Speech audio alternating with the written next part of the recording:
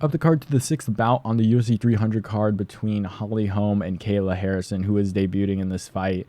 Going to be making 135 pounds for this one. I trust that she'll make, I think she did like a test weight cut or whatever, and she is a professional, so I do think she'll make the weight. I think her last fight was at like a catch weight of 150 against Aspen Ladd, I want to say. So it'll definitely be pretty interesting to see what she looks like fight day and what she looks like in the fight.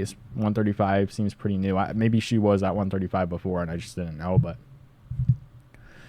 we'll see how this one goes. This is a pretty big fight for Kayla Harrison. This is like real competition. Kayla Harrison even beat like Larissa Pacheco, who she lost to. I think she beat her like a couple times. It wasn't that like their third fight or something like that. So this is a pretty new comp for Kayla Harrison. She's going against a Holly Holm who will be 9 years older than Kayla Harrison in this fight. And I do think I am going to go with Kayla Harrison here. Yeah, people are taking Harrison 85%. I'm going Harrison. The thing with Holly Holm is I do like Holly Holm. She seems like a very nice person. However, she's very... It's not even a one-dimensional. She is very good kickboxing. Doesn't she have like a national... She's like a national champion, like kickboxing or boxing or something like that. But it just seems like she never really uses it. It seems like nowadays she's going for the clinch. She's going for takedowns, trying to mix it up, which isn't a bad thing.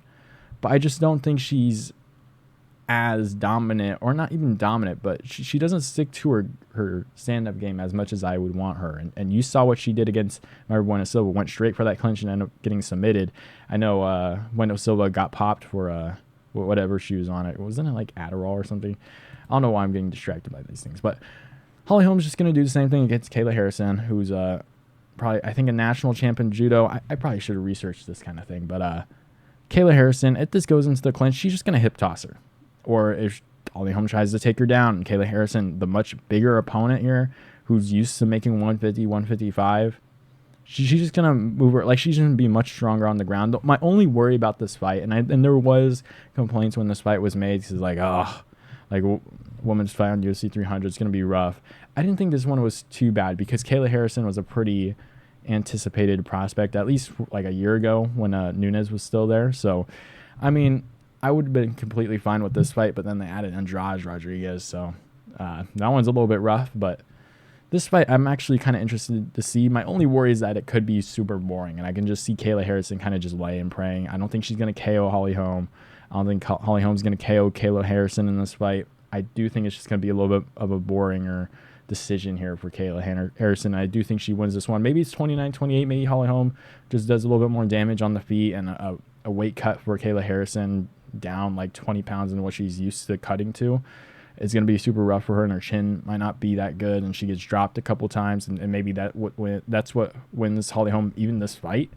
We don't know what Kayla Harrison really looks like at 135 at this point in her career, but I just think the way Holly Holm fights at this point, looking for takedowns, looking for a clinch, just kind of plays into Kayla Harrison's game plan at this point. So I'm going to go with Kayla Harrison. I think it's going to be a boring decision.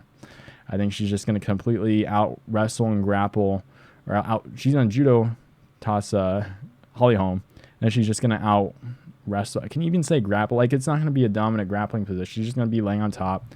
Maybe she'll get in like side control or crucifix and like elbow her. Maybe that will happen. Holly Holm is pretty decent on the ground, so that's what I'm saying. When you have fighters who are pretty decent on the ground, especially defensively in the grappling department, it tends to be a little bit more of a boringer fight. So I'm going to go with Kayla Harrison here. Boring decision, 29-28 or 30-27. I think I don't think she's going to knock out Holly Holm. I don't think Holly Holm is going to KO Kayla Harrison. Maybe the weight cut's just a little bit too much and we see Harrison get like flatlined or something.